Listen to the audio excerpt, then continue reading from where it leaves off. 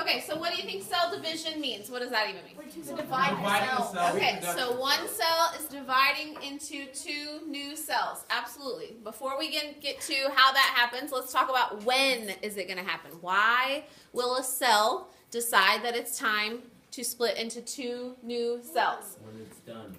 When it's done what? Working. Working? No, Yeah, it wants to be whenever it's new. done. He says living. Well, if it's done living, why would it make a new cell? Wouldn't it just... Spiders You're know still that. dancing. Don't they? Like in Charlotte's Web. Where it's done That's a living, movie. she made No. babies. Isn't that a movie? No. No, it works. No. Okay. It's too big.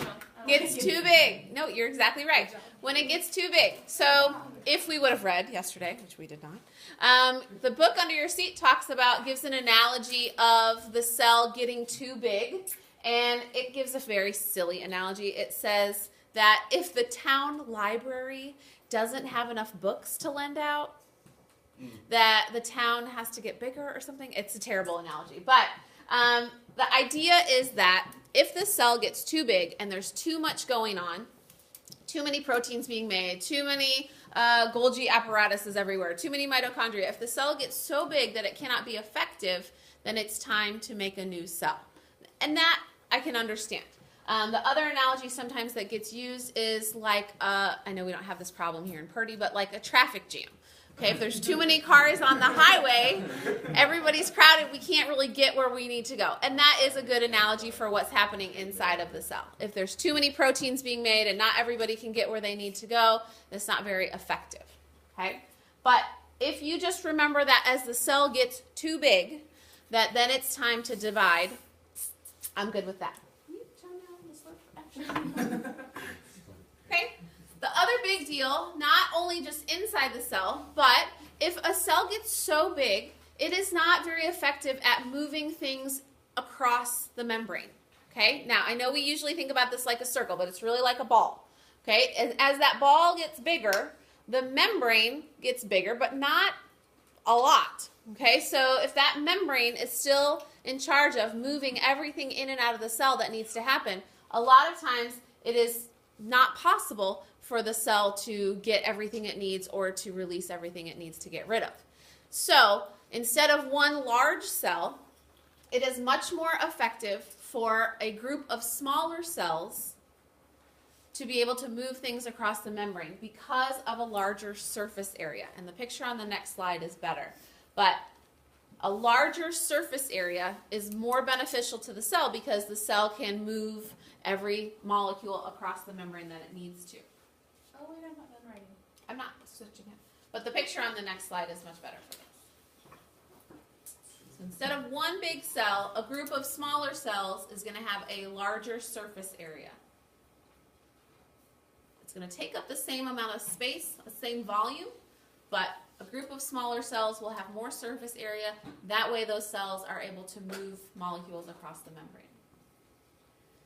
And we didn't really talk about what is moving across the membrane, but the big thing is that cells need, specifically, is going to be oxygen. We'll talk about that in the next few chapters.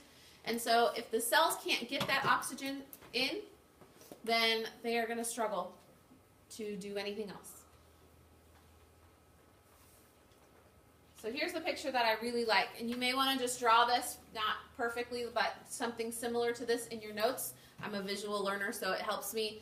And so it takes up the same amount of space. So we're not talking about taking up more room, but one large cell, and it gives us an example of surface area, and these numbers don't mean a whole lot to me, except that I can tell that this number is way, way, way more than this surface area of one large cell. So if that cell, when it gets to a certain size, divides more than once, we would have 27 cells instead, and a much greater surface area. A big thing that cells need is oxygen and glucose to be able to make energy. We'll talk about that in more detail, but if they don't get these nutrients, then they're unable to make proteins and do whatever cellular business they're supposed to be doing.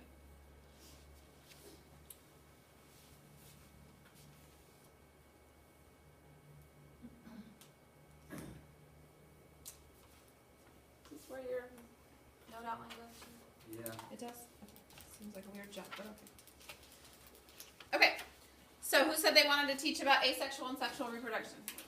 That was Dylan. Get it, hit it. Y'all want to read it? I want you to take your sucker out of your mouth, and then I want you to teach it to me. Stand up. You don't have to stand up. No, stand up. Stand up. Go up there and be in front of the You're room. like a teacher. Get on video. Yeah, you're on video too, so hit it. YOLO. Asexual reproduction. Oh, brother. Oh goodness. That's one parent. That's oh goodness. He's right. Write it down. The offspring are most of the time identical to All the of the time. parent. 100% of the time. That says in most cases. You're right. I'm always right, I'm teacher. Okay. I wrote it. I think. Got it, boss. Like it says, simple, efficient, effective. You didn't say that. Yes, I did. They can do it real quick, a lot of different times, large number of offspring. That's all true. You're exactly right. Both cells do it too. So like frogs? No, that's two parents. Okay, One so parent. prokaryotic cells do this. You're not done.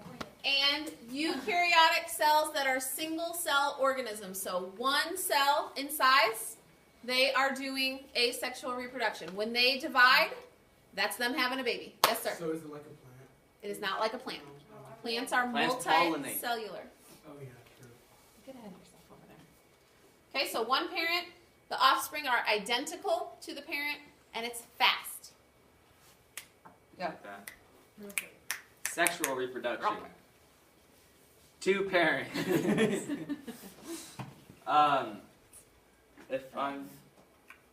They both inherit information, genetic information from each parent. It's a mixture, you know, it's Very not good. identical.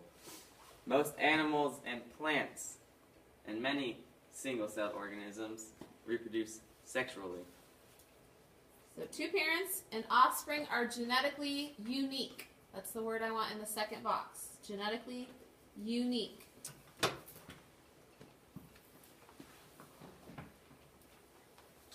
Can we just say different? Sure. No. Unique. She said different.